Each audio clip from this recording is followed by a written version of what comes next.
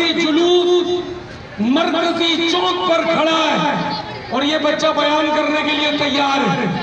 اس بچے کو ڈر نہیں ہے کسی کا, خوف نہیں ہے, ورنہ مؤذن صاحب نہیں ہو تو تکبیر جو پڑھ رہا ہوں نا اس کے پیر دیکھا کرے, اس کے پیر کب کب آ رہے ہوتے تکبیر پڑھنے میں.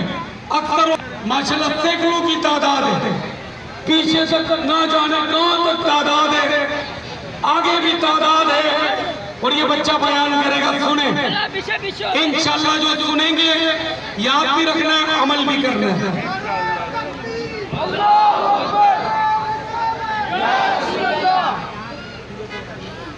الحمدللہ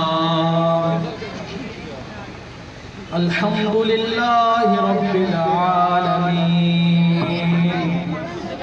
والصلاة والسلام على سید المرسلین.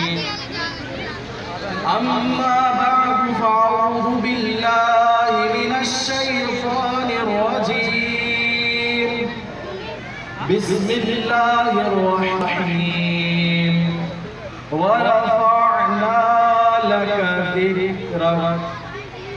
قال الله تبارك وتعالى في شان حبيبي إن الله وملائكته يصلون على النبي يا أيها الذين آمنوا صلوا عليه وسلموا تسليما.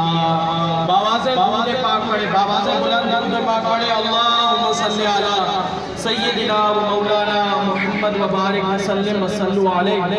سرور کہوں کہ مالک و مولا کہوں تجھے, سرور کہوں کہ مالک و مولا کہوں تجھے, باغ خلیل کا گلے زیبا کہوں تجھے. سامعین, میں نے قرآن مجید فرقان حمید کی اعلیٰ نشرہ 30ویں پارے کی آیت تلاوت کرنے کا شرف حاصل کیا. اللہ اور ہم نے بلند کیا لَكَ ذِكْرَكَ, آپ کے ذکر کو, حضور نبی کریم صلی اللہ علیہ وسلم کے ذکر کو اللہ تبارک و تعالیٰ نے بلند فرمایا. آج ہم جلوس پاک میں موجود ہیں. اس جلوس پاک میں ہم حضور نبی کریم صلی اللہ علیہ وسلم کے خصائص میں سے ایک خاصہ سنیں گے, اور اس میں سے بھی جو ہے وہ سمجھ لے بالکل جو ہے مختصر سا سنیں گے. میرے آقا و مولا رسول اللہ صلی اللہ علیہ وسلم بغیر کسی دنیاوی خوشبو کے استعمال کے حضور نبی کریم صلی اللہ علیہ وسلم کے جسم اطہر سے خوشبو آتی تھی. یہ جو خوشبو تھی حضور کی, یہ حضور نبی کریم صلی اللہ علیہ وسلم کی ذاتی خوشبو تھی. حضرت انس بن مالک رضی اللہ تعالیٰ عنہ ارشاد فرماتے ہیں کہ میں نے ہر خوشبو, خواہ وہ مشک ہو خواہ وہ عنبر ہو, میرے سونگی ہے, لیکن رسول اللہ صلی اللہ علیہ وسلم کے جسم اطہر کی خوشبو سب سے بے مثال ہے. اسی طرح ایک واقعہ ہے, ام عاصم عتبہ, یہ زوجہ ہے عتبہ بن فرقت سلمی کی.